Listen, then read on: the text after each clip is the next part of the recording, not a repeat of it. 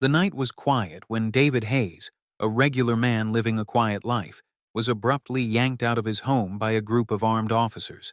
He had just returned from dinner with his fiancée when the knock on his door turned into a nightmare.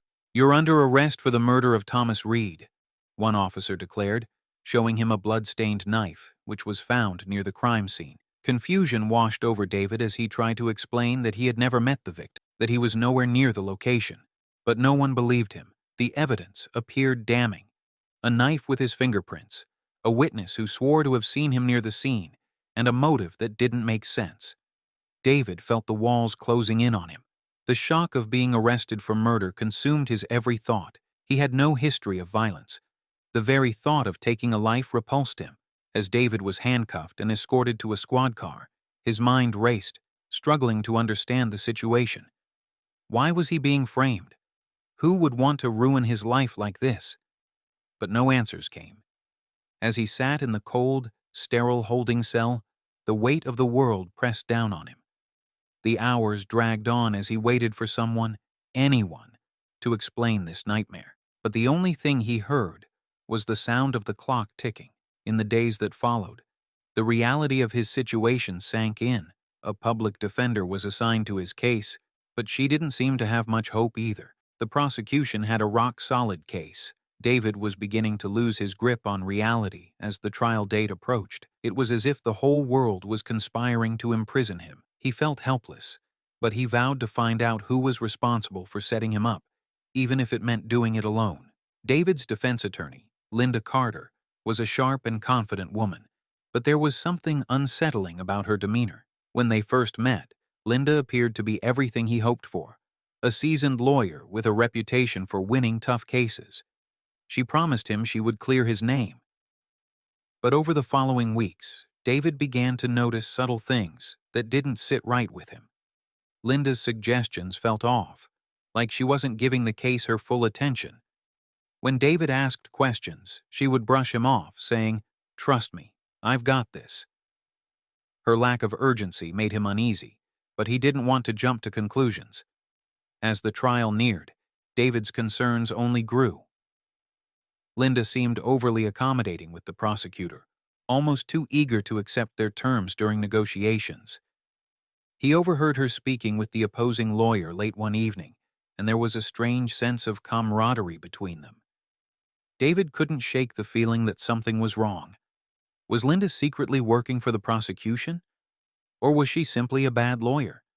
Either way, his chances of escaping this nightmare seemed slimmer with every passing day. In a pivotal meeting, Linda proposed a plea deal. She urged David to take it, claiming it was the best he could hope for given the overwhelming evidence. David felt his gut twist in knots. Why would she want him to plead guilty when he was innocent? He tried to press her for more answers, but Linda became defensive, almost angry. "I know what I'm doing, David. Trust me." The words haunted him. Trust her? His instincts screamed otherwise. With the trial looming, David decided he could no longer rely on her. If he wanted to uncover the truth, he would have to take matters into his own hands. David spent long nights in his cell, reviewing the case file over and over again. He found nothing in the evidence that made sense. No fingerprints on the knife, no motive linking him to Reed. He began to search the murder scene footage himself, noticing details the police had overlooked. The witness who had identified him couldn't even remember the specifics of what David was wearing that night, let alone the exact time he'd been near the scene. Something wasn't right, and the more David dug, the more he realized that he wasn't just a victim of a flawed investigation. He was part of a much larger conspiracy. He enlisted the help of an unlikely ally, a fellow inmate, Mark, who had been wrongfully imprisoned for years and had become an expert in prison law. Mark had contacts on the outside and was willing to help David gather information. They began working together, sneaking notes between the cracks of the prison system. Through Mark's contacts, David learned that Thomas Reed, the murder victim, had been involved in some shady business dealings with high-ranking people, including politicians and businessmen. As David pieced the puzzle together, it became clear that his arrest wasn't a random mistake. It was a calculated move by someone powerful. One evening, while flipping through his case file, David stumbled across a strange name buried within the court documents. Carter and Associates, a law firm Linda Carter had once worked for. A connection between Linda and the criminal elite. This revelation set David on a new path. He could no longer trust his attorney. David had to find out who was behind this conspiracy and why they wanted to frame him for murder. It was a long shot, but if he could expose the truth, he might have a chance at clearing his name. David's investigation soon revealed a chilling truth. Linda Carter was not just a passive participant in his defense. She was deeply entangled in the conspiracy. Linda had once been employed by a law firm that had defended a notorious crime syndicate, a group known for manipulating the justice system to their benefit. Her connection to them ran deep, and it was clear that she was still on their payroll. David's stomach churned as he realized that the woman who was supposed to protect him had been orchestrating his downfall all along. But why? What was her involvement in the murder of Thomas Reed? As David and Mark uncovered more about Linda's past, they discovered that she had been tasked with ensuring David's conviction. The evidence was deliberately planted to frame him. Linda had known about Reed's criminal activities and, for reasons unknown, had decided to use David as a scapegoat to cover up the syndicate's illegal operations. What bothered David most was that Linda's betrayal seemed personal, as though she had a deeper motive beyond just money or influence. Had she been manipulated herself, or had she been part of the plot from the start? The discovery of Linda's true intentions set David's mind on fire with rage. He knew he had to confront her directly, but this was no longer about proving his innocence. It was about survival. The stakes were higher than ever, and David realized that the people behind the conspiracy were not going to stop until they saw him locked away for good. He had to act quickly before Linda and her powerful allies silenced him forever. David was no longer alone in his quest for justice. Mark's network of contacts outside the prison had started to bear fruit. With their help, David gathered vital information about the conspiracy. He learned that Thomas Reed's murder was just the tip of the iceberg, a part of a much larger operation that involved money laundering, bribery, and murder. The syndicate had been using people like Reed to clean their dirty money, and when Reed threatened to expose them, he had been silenced. David had been the unfortunate pawn in their game. But the deeper David went, the more he realized that the conspiracy reached further than just Linda Carter. David reached out to a former colleague, Alice, who was a reporter with a reputation for uncovering corruption. Though initially hesitant, Alice agreed to help. She dug into the story, uncovering connections to high-profile politicians and businessmen. As she got closer to the truth, the pressure on her mounted. She received threatening messages, warning her to back off. But Alice was determined, and her findings gave David the leverage he needed to expose the conspiracy. However, their alliance was tenuous at best, as they had to move quickly to avoid being caught. Every step brought them closer to the heart of the operation, and to the danger that lay in wait. David's trust in people had been shattered, but Alice had proven to be a valuable ally. However, just as things were looking promising, David received an anonymous message. Alice had been compromised. He didn't know whether it was a setup or a genuine warning. What troubled him more was the possibility that Alice might betray him, either under pressure or fear for her own safety. It was a harsh reality, but David had to consider that even allies could turn against him when faced with the syndicate's wrath. The tension between David and Linda came to a head one rainy afternoon in a dark, secluded meeting room at the prison. David, now more determined than ever to expose the truth, demanded that Linda meet him. As she walked in, her face was cold and unreadable. The familiar attorney-client relationship that had once seemed promising had now become a charade. "I know what you're doing," David said, his voice steady despite the adrenaline coursing through him. "I know you're involved in this, and I'm going to make sure everyone knows." Linda's eyes flickered briefly before she smiled, a chilling, knowing grin that sent a shiver down David's spine. "You think you have control of this situation, don't you?" she replied, leaning against the table casually. "You've been played from the start." The words hung in the air like a death sentence. David's heart raced as he processed her confession. She wasn't just an unwilling participant. She was the mastermind behind his downfall. Linda revealed that she had been paid handsomely to ensure his conviction, and that her connection to the syndicate ran deeper than he could have ever imagined. The realization hit David like a ton of bricks.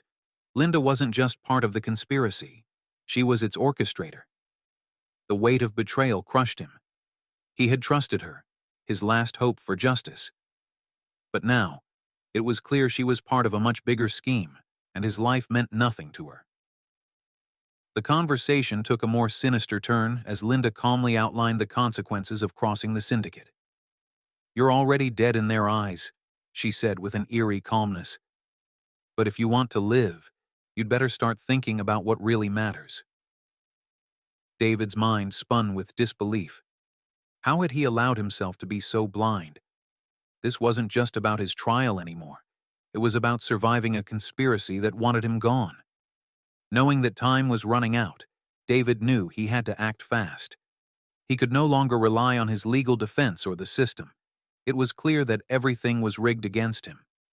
With Mark's help, they began to plan a daring escape. But it wasn't just about breaking out of prison. It was about getting the truth to the outside world before the syndicate silenced him for good.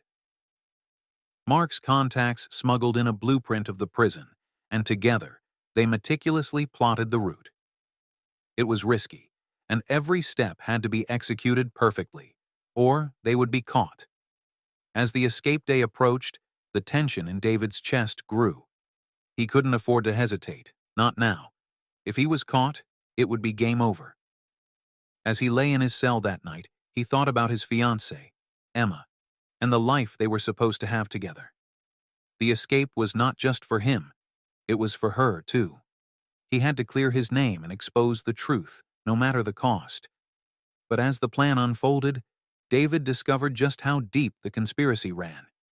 The warden had been paid off, and a group of guards were on the syndicate's payroll. The escape would be more dangerous than he could have ever anticipated. The night of the escape arrived, and the fear was palpable. David, Mark, and a few trusted allies made their way to the hidden exit. The sound of footsteps echoed through the silent hallways, and David's heart pounded in his chest. Every noise seemed amplified, and every shadow felt like a threat. They reached the outside wall, but just as they were about to make their escape, the alarms blared. They had been set up. Mark, ever the strategist, signaled for them to scatter. David ran for his life, narrowly dodging guards and security cameras, his mind racing. He couldn't stop now. He was so close. But the odds were stacked against him. Would he make it to freedom, or would the syndicate's grip tighten around him once and for all? As David went into hiding, he was forced to rely on the outside world to help him unravel the final pieces of the puzzle. With Alice's assistance, they began to dig into the details of Thomas Reed's life. It became clear that Reed had been a liability for the syndicate. His knowledge of their illicit dealings had put him in a dangerous position. But David's investigation also led to a shocking revelation. The syndicate was not just about money laundering and murder. It was involved in high-level political corruption. Reed had been blackmailing politicians who had ties to the syndicate, and when he threatened to expose them, he was silenced. David's search took him to a secluded safe house where he finally found the missing link, Reed's secret journal. The journal detailed the dark dealings of the syndicate, naming politicians, businessmen, and even law enforcement officers who were in on the operation. As David read through the journal, the gravity of the situation hit him harder than ever. He had been framed because he was a pawn in a game much larger than he had imagined. The truth was right in front of him, but it was also incredibly dangerous. If the syndicate learned that he had uncovered their secrets, they would stop at nothing to eliminate him. The journal also revealed that Linda Carter was not working alone. She had been under the control of a powerful figure, someone in the highest echelons of the criminal underworld. This person was pulling the strings, orchestrating the entire conspiracy, and it was clear that David had become a pawn in a deadly game. The more David uncovered, the more dangerous it became. He couldn't take this information to the police, at least not until he had a solid plan. But every second that ticked by made him more vulnerable. His every move was being watched, and he knew it wouldn't be long before the syndicate came for him. David had no choice but to confront the people behind the conspiracy. Armed with the evidence from Reed's journal, he tracked down the mastermind behind the syndicate, a politician named Victor Hayes, no relation, who had been orchestrating the entire operation.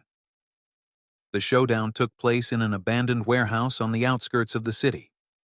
The air was thick with tension as David, now armed and desperate, entered the warehouse. Victor Hayes, accompanied by armed henchmen, was waiting for him. The final confrontation was inevitable. Victor's smug face twisted with anger as David confronted him. "You really thought you could expose me, didn't you?" Victor sneered. "You have no idea who you're dealing with." But David was no longer the scared man who had been wrongfully accused. He was determined, filled with the rage of betrayal and the desire for justice. The conversation escalated into a tense standoff, and David's only hope of survival was to use the evidence he had to bring Victor's empire crashing down. The warehouse became a battleground of words and weapons as David fought to expose the truth before the syndicate wiped him off the map. As the confrontation reached its climax, David managed to outwit the heavily armed henchmen and get the upper hand on Victor. In a final, dramatic twist, David used the evidence to call the police, who stormed the warehouse just in time to arrest Victor and his associates. The corrupt empire began to unravel, but David knew this was only the beginning. The fight for justice had cost him everything, but he had won. The truth had finally been revealed, and the people behind the conspiracy were brought to justice. But as David walked away from the wreckage of the warehouse, he couldn't shake the feeling that the battle was far from over. David's victory was bittersweet. While he had cleared his name and exposed the corruption, the scars of his journey would never heal. He had lost his fiancée, Emma, who had struggled to cope with the trauma of the false accusations. He had lost trust in the justice system, and though the conspirators were behind bars, he couldn't shake the feeling that there were still others out there, hidden figures who had managed to escape justice. The syndicate may have been dismantled, but the shadow of corruption still loomed over the city. David's life would never be the same. As he walked away from the courthouse, the weight of everything he had endured hung heavily on his shoulders. But he had survived, and he had exposed the truth. He had fought against the odds and won, but at what cost? The reckoning wasn't just about the people he had exposed. It was about his own journey of survival. In the end, David had become something more than a victim. He had become a warrior for justice, and while his battle may have ended, he knew that the war against corruption and deceit would never truly be over. What would you do if the one person meant to defend you was actually working against you? Let us know in the comments below. If you enjoyed this story, give it a like, share it with a friend, and don't forget to subscribe for more jaw-dropping stories like this one.